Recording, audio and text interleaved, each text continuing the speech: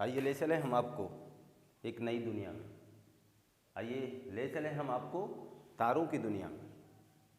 खुशहाल होंगे आप, मस्त होंगे आप, आशा यही विश्वास हमारा, एकदम स्वस्थ होंगे आप।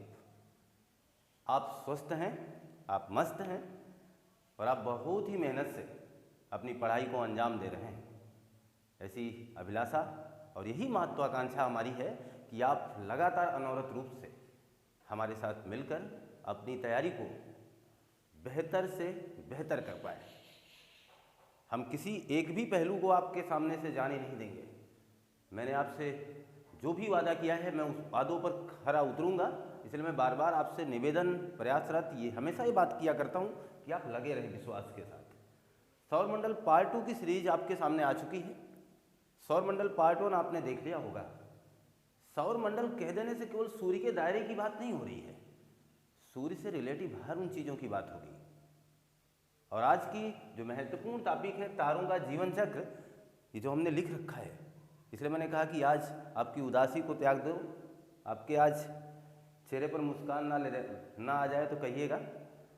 कुछ महत्वपूर्ण बातों के साथ जुड़ रहा हूँ आपसे। आप मान के चलें अद्भुत समागम है इस संसार का, इस ब्रह्मांड का, जिसके बारे में हम पिछले कई क्लासों से लगातार प्रयास कर रहे हैं और अध्ययन कर रहे हैं और जिनके बारे में अभी बहुत कुछ जानना शेष है। आइए शुरुआत कर लेते हैं आज के नई क्लास का, तारों का जीवन चक्र, जहां हमने उल्लेखित कर रखा है। महत्वपूर्ण बात मैं आपको बताता चलूं।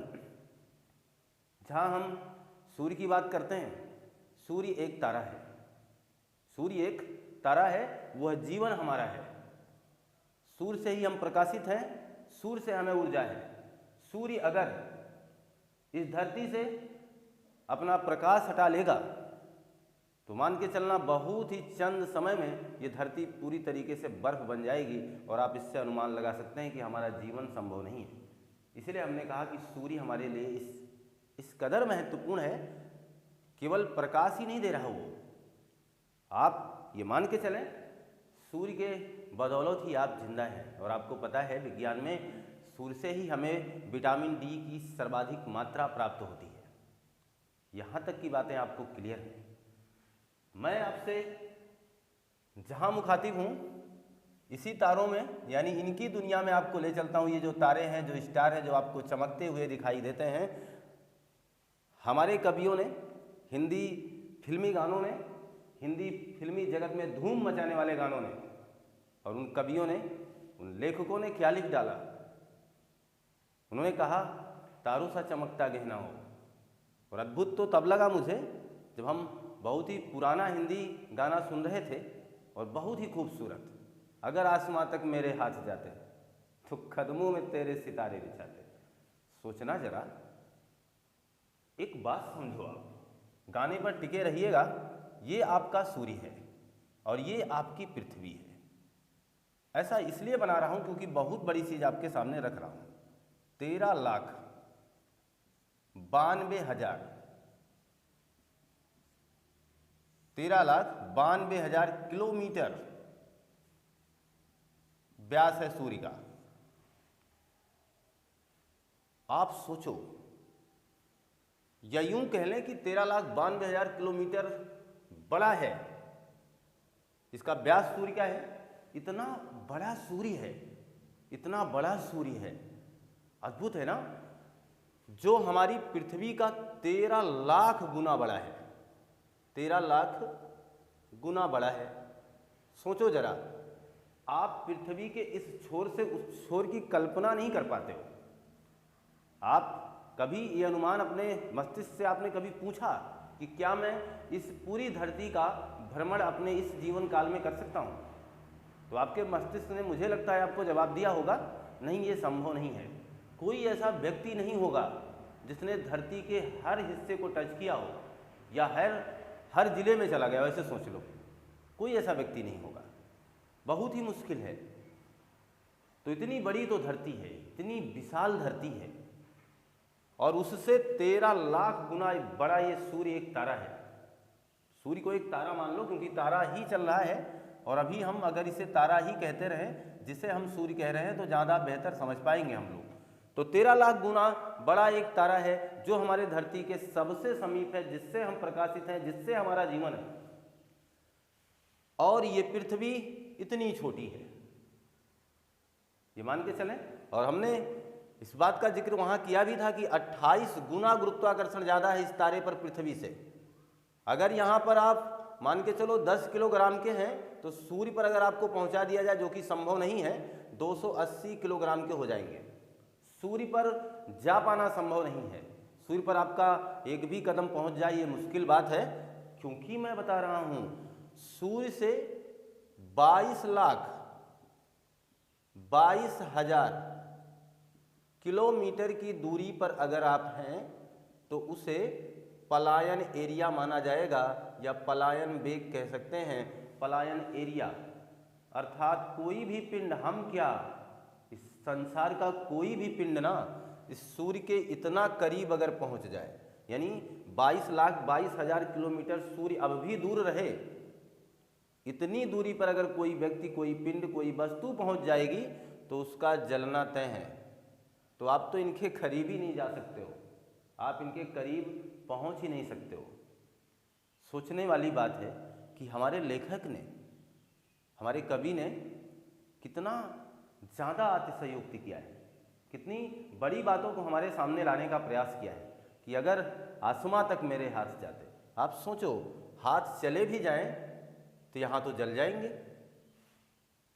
यहाँ तो जल जाएंगे, हाथ चले जाएं तो यहाँ तो जल जाएंगे, फिर तारे आएंगे कैसे? और मान लो सपोज करो आ भी गए, तो कवि ने मेरे हिसाब से, जानते हो क्या सोचा होगा? कवि ने ये सोचा होगा कि हमारी शरीर, हमारा ये सूर्य, जिसे हम सूर्य कह रहे हैं, ये हमारी धरती से, जहाँ हमारा निवास है, यहाँ से 15 मिलियन किलोमीटर यानी 15 करोड़ किलोमीटर की दूरी पर है। 15 करोड़ किलोमीटर कोई मामूली दूरी नहीं है, 15 करोड़ किलोमीटर दूरी है इस धरती से ये सूर्य। 13,92,000 किलोमीटर है इसका व्यास, धरती से बड़ा ये 13 लाख गुना है। 22,22,000 किलोमीटर के आसपास के एरिया में सूर्य के पहुंच जाने पर वहां हमें, हमारी किसी भी वस्तु का जलना तय है, या ये मान के चलें वो अपनी गुरुत्वाकर्षण शक्ति से उसे अपने पास बुला लेगा और जिससे उसकी मृत्यु हो जाएगी। लेकिन कवि ने यह कल्पना कर लिया कि 15 करोड़ किलोमीटर दूरी है, और अगर मेरे हाथ वहां तक जाते, इसका मतलब मेरे हाथ की लंबाई 15 करोड़ किलोमीटर होती।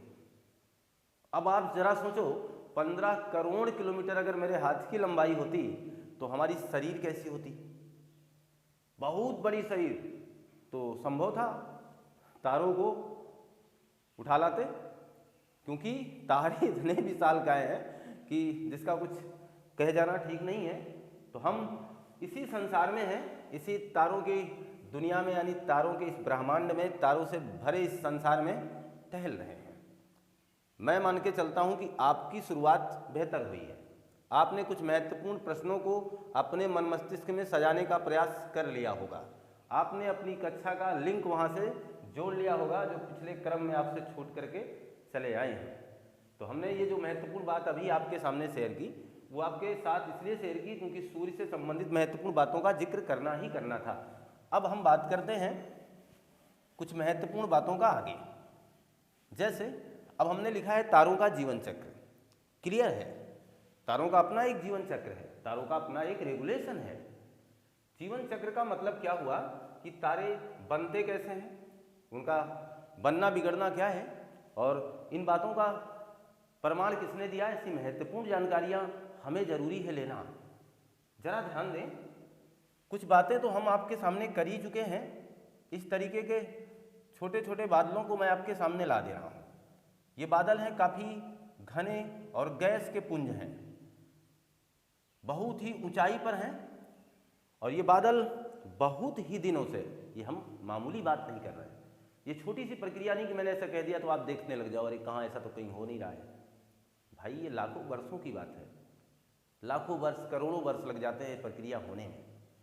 तो केवल आप इसे समझें, ये एक बहुत बड़ा आंकड़ा है।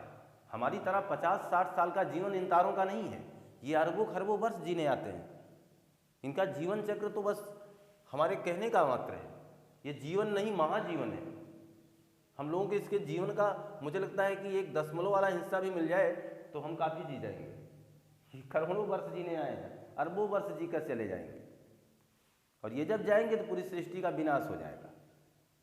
तो ये तो अजर अमर होकर आए हैं, और हम जो मृत यानी जिन्हें मरना है वो इनके बारे में कल्पना कर रहे हैं। अद्भुत है, देखना जरा। तो ये जो बादल हैं ये सघन हैं, घने हैं, काफ़ी ऊंचाई पर हैं, गैस के पुंज हैं और बहुत ही चमकदार हैं। इन्हें कहा जाता है ओरियन नेबुला। इसकी बात हम कर चुके थे। ओरियन नेबुला एक ही बहुत ही प्यारा ग्राफ आपके सामने आने वाला है, जिसके माध्यम से सब कुछ क्लियर कर पाएंगे आप। ओरियन नेबुला, एक तरफ मैं देखना जरा, एक तरफ एक लाइन इधर खींच रहा हूँ, एक लाइन इधर खींच रहा हूँ। इसका सीधा ताल्लुकात ये है कि कुछ इनके बाद क्या क्या हो सकता है, यानी ये जो बादल बने हैं इसके बाद क्या होगा। ठीक, तो जो इसके बाद एक मैं आपके सामने स्मॉल स्टार ला रहा हूँ। स्मॉल स्टार का मतलब छोटा तारा। अभी इसकी भी पुष्टि करूंगा, अभी समझते रहें। यानी मान के चलें अमूमन ये तारा इतना बड़ा है, ये मेरे कहने का मतलब इतना बड़ा है, बहुत बड़ा तारा है, लेकिन औसत इसका है, इसे कि इसे स्मॉल स्टार कहा जा रहा है, इसे एवरेज स्टार कहा जाएगा। एवरेज। आप एक चीज़ समझ रहे होंगे कि हम लोग अभी भूगोल की शुरुआत कर रहे हैं, हम लोग अभी सामाजिक अध्ययन की महत्वपूर्ण टॉपिक से जुड़ रहे हैं। पूरा सामाजिक अध्ययन हमारे इस प्लेटफॉर्म पे आने वाला है। इतिहास लेकर के भूगोल तक की समस्त जानकारी आपके प्लेटफॉर्म पर हम ही प्रोवाइड कराने वाले हैं। तो इसका मतलब हमें बहुत लंबा सफ़र तय करना है, अभी बहुत लंबी शुरुआत है, इसलिए हम इसे बेसिकली बहुत ही अच्छे ढंग से शब्दावलियों को जब तक कंठस्थ नहीं करेंगे हम आगे कैसे बढ़ पाएंगे। इसलिए हमारी ज़रूरत है कि हम बेहतर करें। तो स्मॉल स्टार जिसे हमने एवरेज कह दिया, यहाँ देखिएगा, यहाँ एक थोड़ा सा इससे बड़ा स्टार होगा। कैसा स्टार होगा? बड़ा, जिसे हम लोग लार्ज स्टार कहेंगे, लार्ज स्टार। और इसे हम कह सकते हैं massive star, massive star. Clear है ना? यहां तक की बात क्लियर होगी।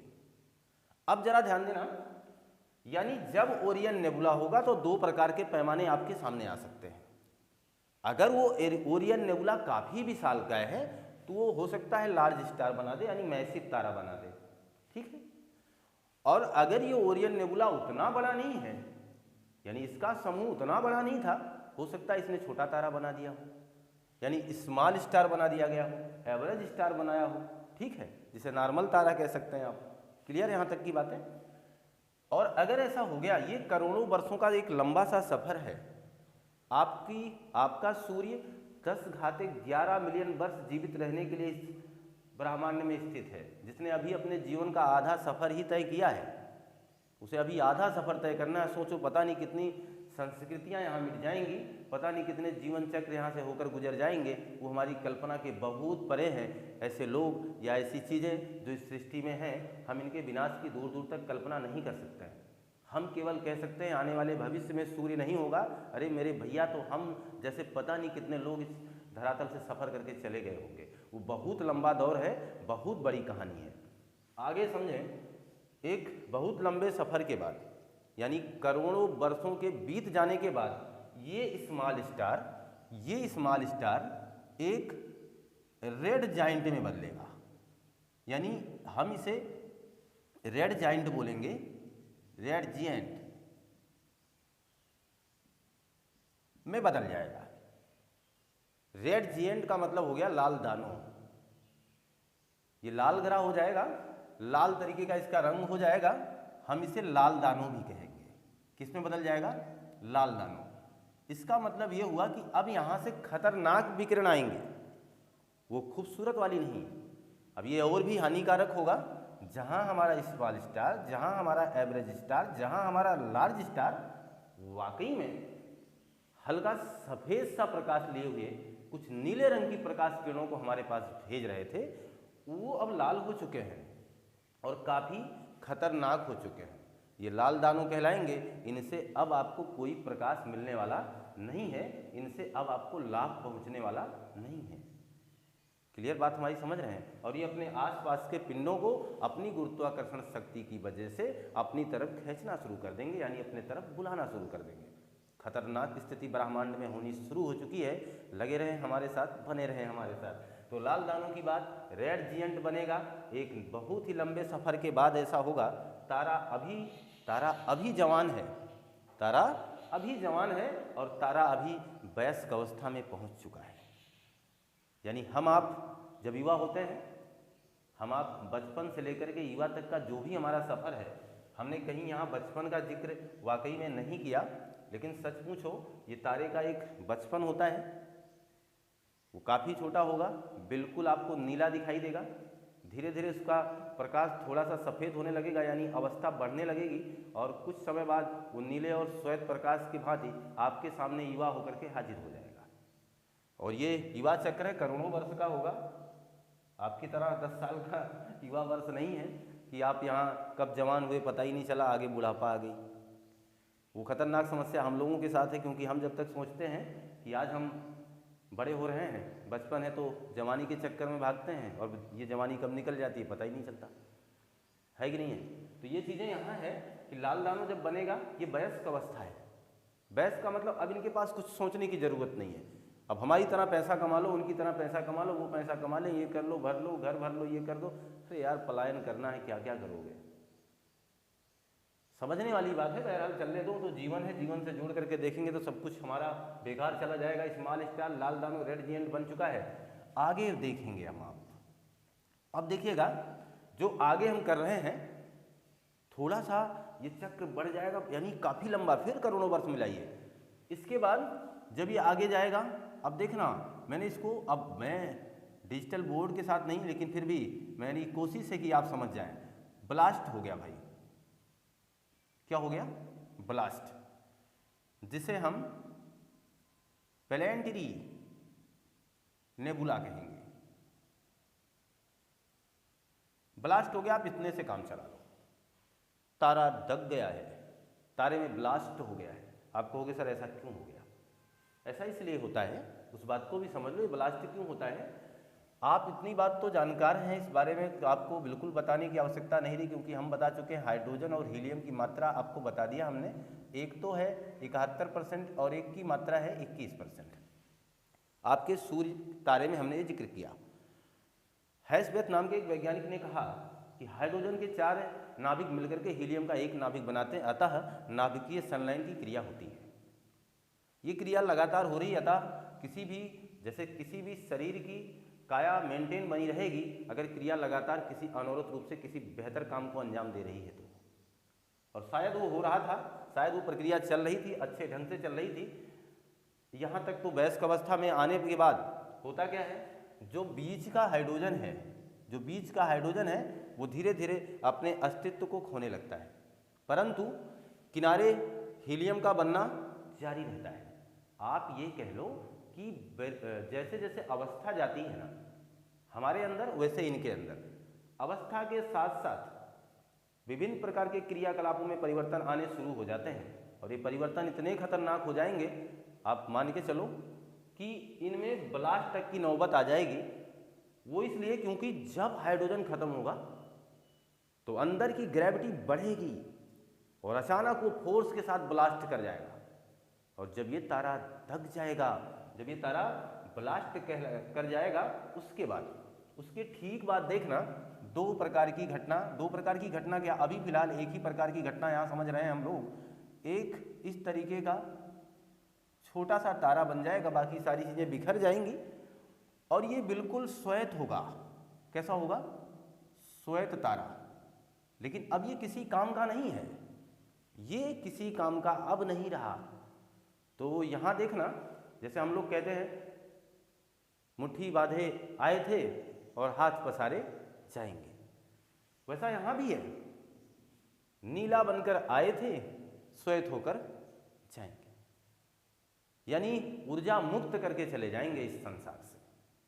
महात्मा बुद्ध ने भी यही कहा था कि ना कोई आत्मा है ना कोई ईश्वर है, सब एक ऊर्जा है। जिस दिन ऊर्जा नष्ट हुई आप कुछ नहीं रह जाएंगे। यही है, यहाँ देखिए ऊर्जा समाप्त हो रही है। ये श्वेत तारा जिसे हम कह रहे हैं, आप इसे ही जीवाश्म तारा कह सकते हैं। जीवाश्म तारा भी इसे ही कहा जाता है। तो बेहतर बातें आपको आपके सामने आई रही हैं। जीवाश्म तारा, श्वेत तारा काफ़ी छोटा हो गया है ना ये, इसीलिए इसे ही बौना तारा कहा जाता है। बौना तारा है ना महत्वपूर्ण बात। देखो कितनी बातें जान रहे हो आप, शब्दावलियाँ सीख रहे हैं हम और महत्वपूर्ण शब्दों की जानकारी हासिल कर रहे हैं, इसलिए भूगोल से हमें लगा होगा। क्योंकि हम डरते हैं, अरे भाई ये बड़ा अजीब सा है, पता नहीं कैसे ब्लास्ट होता है, क्या होता है। कुछ नहीं होता यार, कुछ सब आसान है, सिंपल सी बात है। हाइड्रोजन अंदर का खत्म होगा, घनत्व तो बढ़ता हुआ चला जाएगा, अचानक ब्लास्ट हो जाएगा, है ना। इनका भी तो जीवन काल है, लेकिन बात यही है कि हम लोग अल्प समय में चंद से शब्दों में सारी बातें कह दे रहे हैं, परंतु ये बहुत लंबा चक्र है, बहुत ही लंबे समय में ऐसा होगा। ये बातें क्लियर हो गई। आप मान के चलें स्मॉल स्टार, लाल दानव, जीवाश्म तारा, बौना तारा, श्वेत तारा, इनकी बातें चल रही हैं। क्लियर। तो ये है ओरियन नेबुला, जहां हमने बौने तारे और श्वेत तारे की बात की।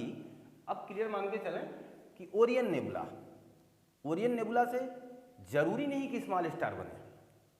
अरे भाई जिसे स्मॉल कह रहा हूं इतना मत छोटा समझ लो। आपका जो सूर्य है ना, आपका जो सूर्य है मेरे भैया, आपका जो सूर्य है वो सूर्य भी स्मॉल स्टार है। और जब इसका अंत होगा, जब आने वाले 5 मिलियन वर्ष में जब इसकी समाप्ति हो जाएगी, जब ये पलायन कर जाएगा इस पूरे सृष्टि से, तो वह भी क्या बनेगा? बौना तारा। यानी हमारा सूर्य जब डेथ होगी इसकी, जब ये अपनी ऊर्जा को नष्ट कर जाएगा, तो इसका चक्र कुछ इसी तरीके से होगा। तो जिसे हम स्मॉल कह रहे हैं उसे बहुत छोटा मत समझ लेना, वो स्मॉल स्टार ही आपका सूर्य भी है। आपका सूर्य किस कैटेगरी में आएगा, लार्ज स्टार में कि स्मॉल स्टार में, तो वो भले ही आपके लिए बड़ा हो, वो आपको देखने में सबसे बड़ा भले ही लग रहा हो, लेकिन आएगा किसमें? स्मॉल स्टार की श्रेणी में। तो क्लियर हो चुके हैं।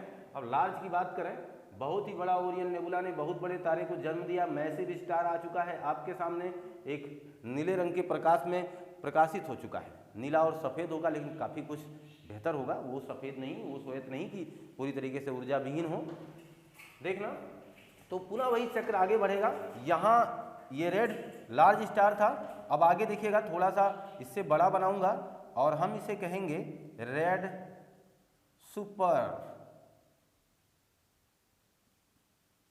जिएंट।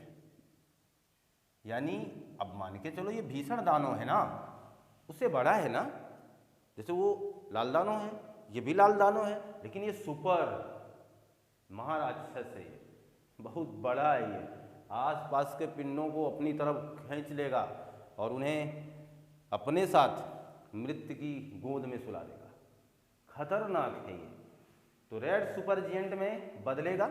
आप सोच सकते हो कि अभी जो हम देख रहे हैं ज़्यादातर तारे युवा अवस्था में, यानी आने वाले निकट भविष्य में, कहेंगे तो निकट का मतलब बहुत निकट हो जाएगा, आने वाले दूर भविष्य में, आने वाले दूर भविष्य में, यानी बहुत वर्ष बाद, करोड़ों वर्षों बाद ये प्रक्रिया सामने आएगी।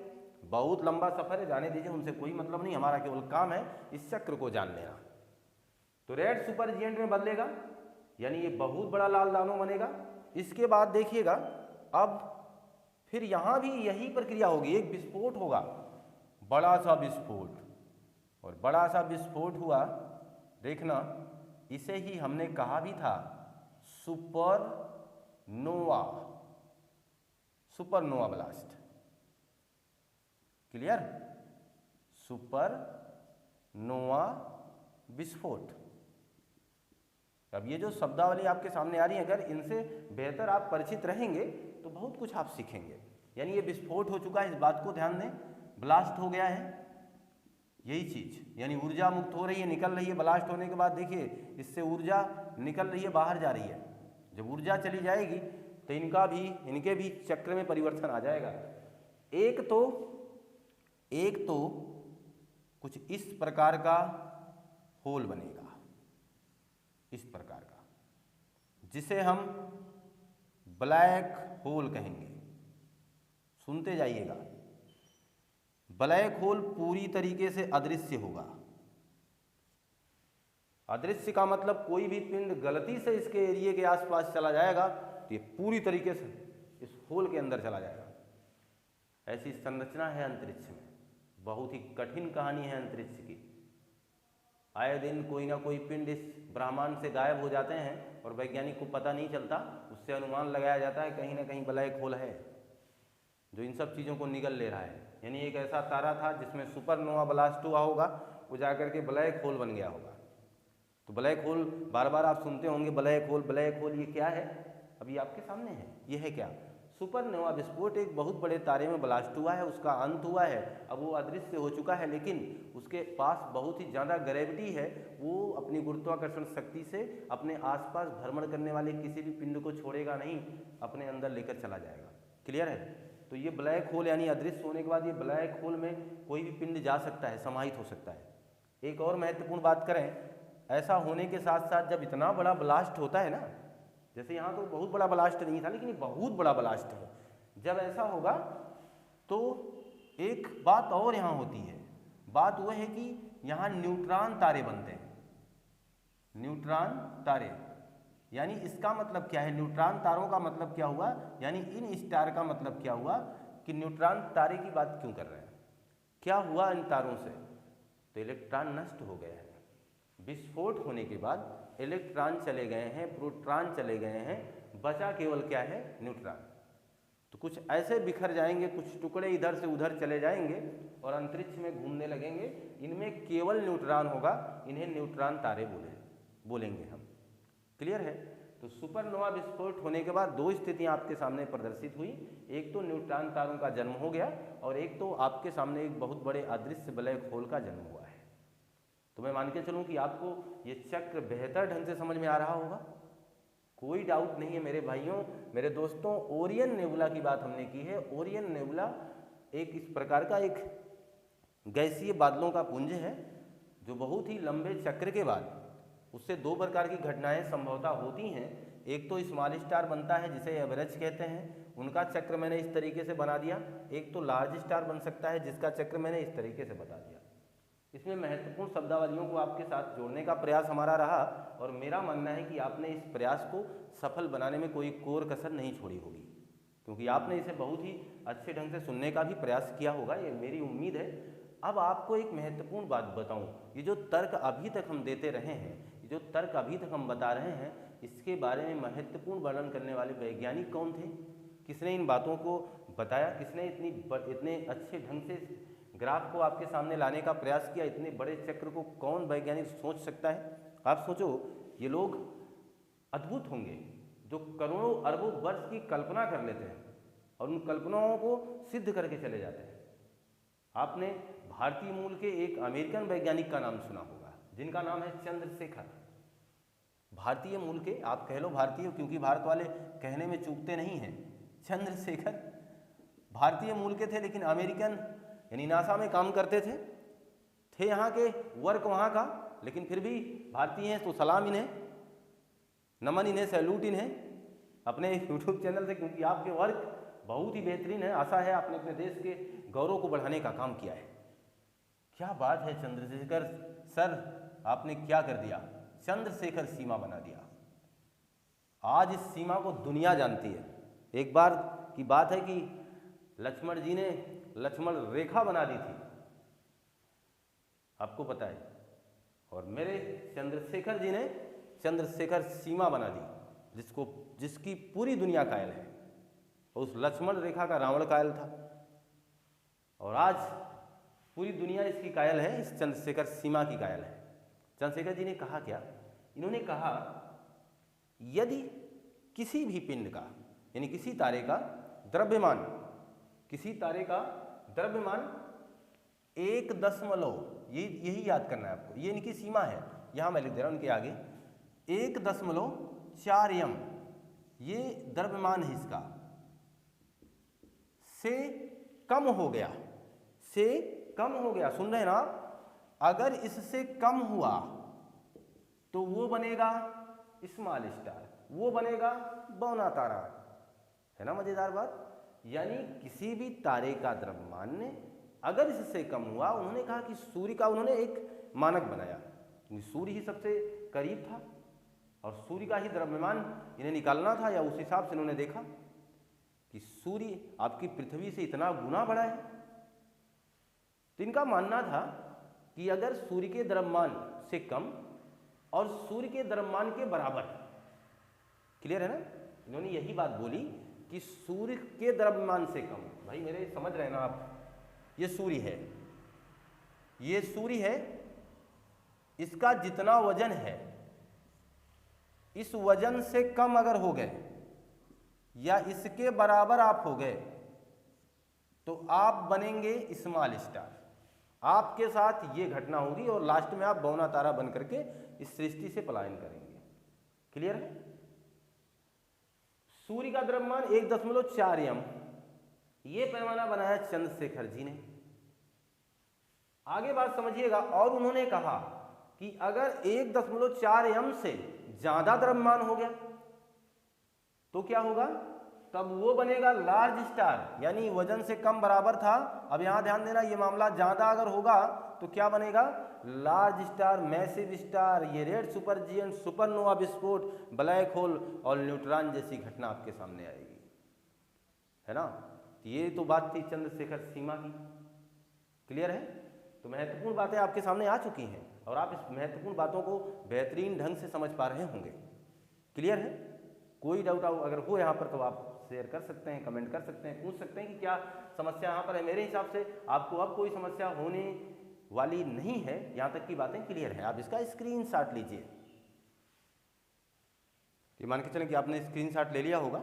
तो जहाँ हम तारों का जीवन चक्र देख रहे हैं, अगर हम इसे अपने तरीके से जोड़ना चाहें तो ध्यान देना, देखना, तारों के जीवन चक्र में मैं इस तरीके की बात करूं, ये इसकी बाल्यावस्था है, नीला कर दिया हमने। और अब देखना, कुछ पीला होगा, ये तारा आगे चल करके पीला होगा और फिर आगे चल करके लाल होगा, फिर आगे चल करके श्वेत हो जाएगा। आप समझ चुके होंगे अब, नीला, पीला, लाल और श्वेत, ये चक्र है जीवन का, ये चक्र है तारों के जीवन का। आप मान के चलें ये बचपन इनका है, बचपन से युवा अवस्था की तरफ बढ़ रहे हैं। अब ये पूरी तरीके से वयस्क हो गए हैं। क्या हो गए हैं? वयस्क। और अब आप समझ सकते हैं, लाल होने पर यह अवस्था वयस्क की तरफ ही जाएगी। आप कुछ इस तरीके से समझ लें, अगर हमने कह दिया नीला बचपन है, पीला युवा है और लाल वयस्क है, यानी अब बुढ़ापा आ चुका है और अब ये अंत है, यानी यहाँ इनकी डेथ है। तो ये थोड़ा सा गैप है मामला बस। जैसे नीला है, ऐसा नहीं कि नीले में केवल बचपन ही रहेगा, नीला अवस्था जैसे जैसे आगे बढ़ेगी युवा अवस्था आनी शुरू हो जाएगी। तो नीला और पीला मिला करके युवा बनेंगे। आप समझ रहे हैं ना? यानी नीला और पीले का बीच का जो मसला है वो युवा अवस्था है, और पीला और लाल के बीच का जो मसला है वो वयस्क अवस्था है, और लाल और श्वेत के बीच का जो मसला है वो पूरी तरीके से वृद्धावस्था है, और अंत किस पर है? श्वेत पर। आप इतना ध्यान रखेंगे कि पहले तारा नीला होगा, फिर पीला होगा, फिर लाल होगा, फिर श्वेत होगा। ये तारों के जीवन चक्र का एक क्रम है। क्लियर है? तो जहाँ हम लोग सौर मंडल के महत्वपूर्ण टॉपिक के साथ जुड़े हुए हैं, वहाँ मैं कुछ और महत्वपूर्ण बातों को शेयर करना ही चाहूँगा। हमने बात की आपसे पलायन वेग की, हमने बात किया सौर से अगर आप सूर्य से 20,22,000 किलोमीटर की दूरी पर भी चले जाएंगे तो बिल्कुल आपको छोड़ेगा नहीं, मार देगा, क्योंकि वो उसका एरिया है। हर चीज़ का अपना एरिया होता है, उसका भी एक एरिया है। अब जरा ध्यान दें, ये मान के चलें अगर आपका सूर्य है, सूर्य जिससे प्रकाश प्रकाशित हो रहा है, तो इससे कुछ इस प्रकार की ज्वालाएं निकलती हैं सूर्य से, जिसे हम सौर ज्वाला कहते हैं। सौर ज्वाला कहते हैं। ये जो ज्वाला निकल रही है इसे हम क्या कहेंगे? सौर ज्वाला कहेंगे। अब जरा ध्यान देना, यहाँ जो बात हो रही है अंतरिक्ष में, ये बहुत लंबे समय की बात हो रही है। सौर ज्वाला ऐसे ही निकलेगा एक लंबे समय के बाद, और लंबे समय में लिख भी दे रहा हूँ, 11 वर्ष लगभग 11 वर्ष बाद इसी सौर ज्वाला में कुछ स्थान पर धब्बे दिखाई देंगे। सौर ज्वाला में कुछ स्थान पर क्या दिखाई देंगे? धब्बे दिखाई देंगे, जिनका तापमान काफ़ी गिर जाएगा, 1500 डिग्री सेल्सियस के आसपास चला जाएगा। यानी आप खुद सोच सकते हैं, अपने घरेलू कामकाज में प्रयोग किए जाने वाले गैस सिलेंडर पर जल रही ज्वाला को देख सकते हैं। प्रकाशित होता है हल्का हो जाता है, कुछ एरिया आपको कुछ अलग अलग प्रकार का दिखाई देने लगेगा। ये तो बहुत लंबे समय की बात कर रहे हैं। 11 वर्ष के बाद सूर्य के उसी सौर ज्वाला में कुछ स्थान पर धब्बे दिखाई देने लगते हैं, जिसका तापमान काफ़ी ज़्यादा गिर जाता है, जिसे हम सूर्य किरीट भी कहते हैं। आपको हमने एक बार इसके बारे में और बताया था, धब्बों को किरीट कहा जाएगा। जो आप मान के चलें सूर्य मुकुट जिसे कहते हैं, जिसे हमने सूर्य ग्रहण कहा है, वो अलग बात है। सूर्य ग्रहण में थोड़ा सा इतना ध्यान देना है हम लोगों को, सूर्य ग्रहण भी विकिरण यानी एक्स रेज को छोड़ती है। सूर्य ग्रहण और चंद्र ग्रहण का ये एक मामला आगे आएगा, हम पढ़ेंगे जब चांद, तो उस टॉपिक में हम इसको जोड़ेंगे। अभी फिलहाल इतना समझें। ये जिसे सूर्य किरीट कह लिया, कोरोना कह सकते हैं इसे हम, 1500 डिग्री सेल्सियस के आसपास इसका तापमान चला जाता है। और 11 वर्षों बाद पुनः, यानी 11 वर्ष में तो ये बना है, यानी आगामी 11 वर्षों में ये बना है धब्बा, और आगामी 11 वर्ष तक ये धब्बा जाएगा, ये दाग जाएगा। फिर वो धब्बा बना, फिर धब्बा धीरे धीरे धीरे धीरे धीरे धीरे ढलता है, ढल जाएगा। यानी ये दाग मिटता है तो मिट जाएगा, फिर ये दाग मिट जाएगा। तो आप सोच सकते हैं कि कितना समय लग गया एक बार ये बनने में और बिगड़ने में। पूरे सौर चक्र को, यानी पूरे सन साइकिल या आप इसे कहो सौर चक्र, एक सौर चक्र में कितना समय होता है, यही है, याद करना है, ये महत्वपूर्ण बात है। एक सौर चक्र में कितना समय होता है, 22 वर्षों का होता है। क्लियर है ना? तो महत्वपूर्ण बिंदु ये भी था कि आप इस बात को भी जान सकें कि एक सौर चक्र में कितना वक्त होता है, 22 वर्षों का। आपसे दूर कुछ महत्वपूर्ण बातों को भी जाने नहीं दूंगा। मैंने आपसे कहा था कि सूर्य से अगर एक पेंसिल की नोक के बराबर भी कोई भी चीज इस धरातल पर गिर जाएगी तो तमाम एरिया को भस्म कर देगी। सूर्य से एक पनीर का टुकड़ा निकाल लिया जाए, यानी पनीर का टुकड़ा जितना बड़ा होता है उतने ही आकार में इस सूर्य का एक टुकड़ा अगर निकाल लिया जाए, वो धरातल के किसी भी हिस्से में रख दिया जाएगा, कितनी भी मजबूत चट्टान पे रख दिया जाएगा, तो मान के चलना 150 किलोमीटर गहराई जाने में कोई रोक नहीं सकता है। यानी इतना ज़्यादा घनत्व होगा, इतनी ज़्यादा उसमें ऊष्मा होगी कि कोई भी चट्टान उसे धरती के अंदर जाने से रोक नहीं सकती है। बहुत अजीब बात है, दुर्लभ चीज़ें हैं अंतरिक्ष में, अजीब बात है। हम सो रहे हैं, आप सुन रहे हैं, सुनते रहिएगा, कुछ महत्वपूर्ण चीज़ें यूं ही याद हो जाती हैं। हम सो रहे हैं, आप सुन रहे हैं, हम पढ़ रहे हैं, हम जग रहे हैं, ऐसी महत्वपूर्ण क्रियाकलापों को हम अंजाम दे रहे हैं, और हमारे शरीर से करोड़ों न्यूट्रॉन चले गए हैं इस सूर्य के प्रकाश से। सोच रहे हैं, रात हो या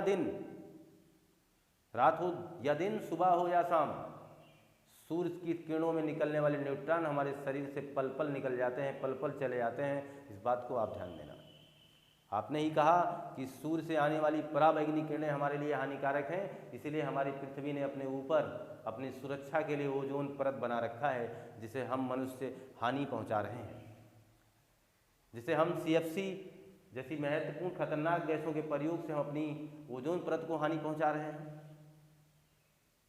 हमने उसका उपयोग कम किया। हमें ओजोन परत 1987 में 16 सितंबर 1987 को ओजोन पर पर्यावरण संरक्षण दिवस बैठक की गई।